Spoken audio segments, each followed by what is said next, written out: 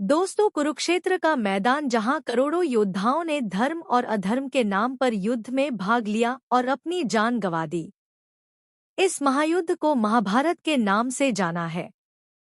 श्री कृष्ण ने इस युद्ध से पहले अर्जुन से कहा था कि इन योद्धाओं को गौर से देख लो, ये इस युग के सबसे महान और पराक्रमी योद्धा हैं, जो इस युद्ध के बाद शायद ही देखने को मिलेंगे और आने वाले युगों में ऐसे योद्धा फिर जन्म भी नहीं लेंगे। दोस्तों, भगवान श्री कृष्ण की इस बात से ही महाभारत के महायुद्ध की भयानकता का अंदाजा लगा सकते हैं। इस महायुद्ध को हुए हजारों साल बीत गए, लेकिन कहते हैं कि आज भी कुरुक्षेत्र की जमीन योद्धाओं के लहू को पीकर लाल है। धर्म और अधर्म के इस युद्ध में धर्म की जीत के लिए कई महायोद्धाओं को छल पूर्वक और कईयों को युद्ध के नियम के विरुद्ध जाकर मार डाला गया, क्योंकि युद्ध का एक ही नियम होता है, जीत, और इसके लिए सारे नियम और लोकाचार भुला दिए जाते हैं। महाभारत के महायुद्ध में सबसे बुजुर्ग और सभी योद्धाओं में श्रेष्ठ भीष्म थे। अपनी राजभक्ति के कारण इन्होंने कौरवों के साथ युद्ध में भाग लेने का निर्णय किया और पांडवों के व्यज में सबसे बड़े बाधक बन गए। इन्हें पराजित किए बिना महाभारत के युद्ध में पांडवों का विजय होना असंभव था, क्योंकि भीष्म कौरवों के सेनापति के तौर पर उनके ढाल बने हुए थे। 18 दिन तक चले इस युद्ध में भीष्म अकेले ही 10 दिनों तक पांडवों की सेना का संहार करते रहे। ऐसी स्थिति में भगवान श्री कृष्ण की सलाह से अर्जुन अपने रथ पर शिखंडी को लेकर आते हैं, जो न पुरुष था न स्त्री। भीष्म शिखंडी को एक स्त्री मानते थे और इस रहस्य से पांडव परिचित थे। भीष्म के स्त्री पर अस्त्र शस्त्र नहीं उठाने की प्रतिज्ञा का लाभ उठाते हुए अर्जुन ने युद्ध के 10वें दिन भीष्म को बाणों से छलनी कर दिया और भीष्म बाणों की शया पर लेटे-लेटे अंत तक युद्ध देखते रहे। भीष्म के बाद कौरवों के सेनापति बने द्रोणाचार्य। ये कौरव और पांडवों के गुरु थे। भीष्म के समान यह भी पांडवों के मार्ग में बड़े बाधक बने हुए थे। इन्हें भी युद्ध में पराजित कर पाना किसी के लिए भी असंभव था। माना जाता है कि द्रोणाचार्य को केवल उनका शोक ही मार सकता था। ऐसे में पांडवों ने द्रोणाचार्य के साथ एक छल किया।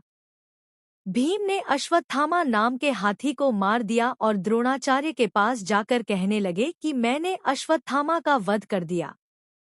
अश्वत्थामा द्रोणाचार्य के पुत्र का भी नाम था। द्रोणाचार्य को भीम की बात पर भरोसा नहीं था, इसलिए धर्मराज युधिष्ठिर से पूछा कि क्या अश्वत्थामा मारा गया। इस पर युधिष्ठिर ने कहा, अश्वत्थामा हतो नरो वा कुंजरो वा, यानी अश्वत्थामा मारा गया, लेकिन यह नर भी हो सकता है और हाथी भी। जब युधिष्ठिर यह कह रहे थे उस समय भगवान श्री कृष्ण ने शंखनाद कर दिया, जिससे द्रोणाचार्य बात को सही से सुन नहीं पाए और शोकाकुल होकर अपने अस्त्र शस्त्र रख दिए। मौके का फायदा उठाकर द्रौपदी के भाई धृष्टद्युम्न ने द्रोणाचार्य का वध कर दिया। दुर्योधन के जीजा जयद्रथ के कारण अर्जुन के पुत्र अभिमन्यु का वध कौरवों ने मिलकर किया था। इससे क्रोधित होकर अर्जुन ने प्रतिज्ञा ले ली कि अगले दिन के युद्ध में सूर्यास्त तक वह जयद्रथ का वध कर देंगे, नहीं तो खुद अग्नि समाधि ले लेंगे। कौरवों की पूरी सेना उस दिन जयद्रथ की सुरक्षा में लग गई। ऐसे में अर्जुन के लिए जयद्रथ का वध कर पाना असंभव हो गया। ऐसी स्थिति में श्री कृष्ण ने एक चाल चली। उन्होंने अपनी माया से सूर्य को ढक दिया, जिससे अंधेरा छा गया।